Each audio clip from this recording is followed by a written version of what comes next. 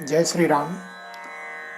इस कथा में एक कंजूस सेठ का वर्णन है जो एक नौकर की तलाश में था कि एक ऐसा नौकर मिल जाता जो वेतन नहीं लेता और मेरे सारे कार्य को संपादित कर देता।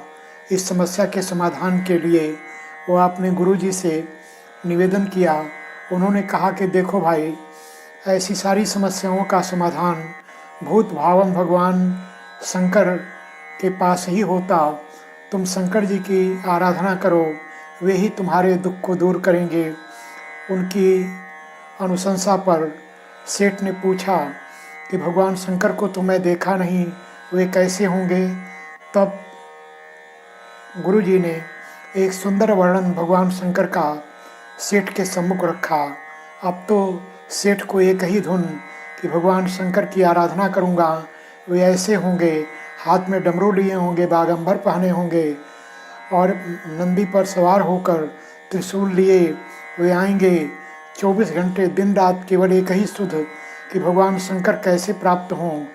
ऐसी सच्ची लगन से एक दिन भगवान शंकर उसकी भक्ति से प्रसन्न होकर उसके सम्मुख प्रकट हुए और उन्होंने कहा, भक्त, विगत कुछ दिनों से मैं देख रहा हूँ कि तुम केवल मेरा ही ध्यान लगाए हो। ऐसी भक्ति तो न देखा न सुना। मैं तुम्हारी इस भक्ति से बहुत प्रसन्न हूँ। तुम्हें जो चाहिए मांग लो, मैं तुम्हारे ऊपर बहुत प्रसन्न हूँ। तब सेठ ने कहा कि प्रभु, आप जानते हैं कि मैं एक अभिलाषा से आपकी आराधना कर रहा हूँ। मुझे एक ऐसा नौकर चाहिए जो मेरे सारे कामों को कर दे, लेकिन किसी भी दशा में कुछ पैसे मानदेय वेतन न ले। उन्होंने कहा कि देखो, मेरे पास तो भूत प्रेत पिशाच बैताल यही हैं, यदि उनमें कोई काम का हो तो आप ले लो। कहा, हाँ ठीक है। शिव ने अपने गणों को उपस्थित किया। उनमें से बाकी सबको देखकर तो सेठ बड़ा निराश हुआ, लेकिन उन गणों का जो अधिपति था, एक प्रमुख था, वह कुछ ठीक लगा। उसने कहा, मुझे यही चाहिए। तब शिव ने कहा कि ठीक है, आप इनको ले जा सकते हो। गण कुछ नाराज हुआ, कहा कि ठीक है, मैं जा तो रहा हूँ, लेकिन जैसे ही इनका काम खत्म हो जाएगा मैं चला आऊँगा। सेठ ने कहा, चलो चलो, बहुत सारे काम हैं, जैसे ही काम खत्म होगा तुम चले आना, मेरे पास काम की कमी नहीं है। अब सेठ बैठ गया और गण को काम बताने लगा। वह विद्युत गति से कार्य को संपादित करता रहता और आता कहता, काम बताइए। ये काम बताते और फिर सोचने लगते, अब तो सेठ का जीना हराम। वे मन ही मन बहुत दुखी हुए कि अब आता ही होगा और यदि काम नहीं बताएंगे तो फिर वापस चला जाएगा। इसी धुन में सेठ जी अब दुखी हो गए। इसी बीच गुरु जी का पुनरागमन हुआ।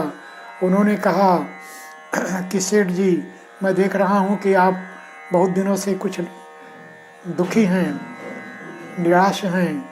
आपकी निराशा का क्या कारण है? कहा कि प्रभु, आपके बताए मार्ग से मैंने एक गण प्राप्त तो कर लिया, लेकिन उसकी शर्त यह है कि जब काम खत्म हो जाएगा तो मैं चला जाऊंगा। अब मेरे पास कोई काम नहीं, जितना काम बताओ वह तुरंत करके चला जाता है। तब सेठ ने कहा कि बस इतनी सी बात, लाओ, इस कार्य की समस्या का हल मैं कर देता हूँ। उन्होंने कहा कि अब अपने गढ़ के आते ही ये कहिएगा कि आगे से काम हमारे गुरुजी बताएंगे। उन्होंने ऐसा ही किया। गढ़ आया, कहा, सेठ जी काम बताइए।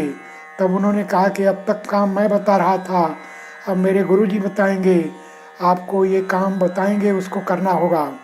गढ़ ने कहा ठीक है। सेठ जी को आराम मिला। तब गुरुजी ने कहा कि देखो भाई, ये सामने ताड़ का वृक्ष है, इस पर चढ़ो उतरो, जब काम होगा तो मैं बुला लूँगा। वह गढ़ उस ताड़ के वृक्ष पर चढ़ने उतरने लगा। सेठ गुरुजी को काम समझ में आया, कहा जरा गढ़ इधर आ जाओ, ये काम कराओ। लौट कर आया, फिर कहा इसी ताड़ पर चढ़ो उतरो। गढ़ समझ गया कि मेरा पाला किसी ऐसे वैसे से नहीं पड़ा है, यह सेठ का नहीं, सेठ के गुरुजी का इससे पाला पड़ा है।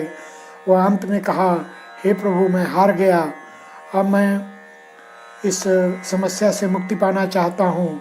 आप मुझसे मेरे काम करा लीजिए, लेकिन मुझे इस ताड़ पर चढ़ने उतरने से छुट्टी दिलाइए। इस प्रकार अपनी बुद्धिमत्ता से, अपनी चातुर्य से गुरुजी ने सेठ जी का कार्य संपादित किया और इस प्रकार कंजूस सेठ को एक समस्या का स्थायी समाधान मिला। वह सेठ बहुत दिन तक उस गढ़ से कार्य लिया, लेकिन धीरे धीरे शिव की ओर प्रवृत्त होकर उसने शिव की सच्ची आराधना में अपना मन लगाया, गढ़ को मुक्ति दिया और शिव से प्रार्थना किया, हे प्रभु, अब तक मैं भुलावे में था, अब आप मुझे सच्ची भक्ति दीजिए, मेरा उद्धार कीजिए, मेरा कल्याण कीजिए। शिव ने ऐसा ही किया। उस सच्चे सेठ की भक्ति से प्रभावित होकर उसे अपनी कृपा, अपनी सदा आकांक्षा का पात्र बनाया, सच्चे भक्ति के रूप में उसे मुक्ति दिया। इस प्रकार शिव की आराधना में सच्चे मन से लगकर वह कंजूस सेठ एक सच्चे भक्त का रूप लिया।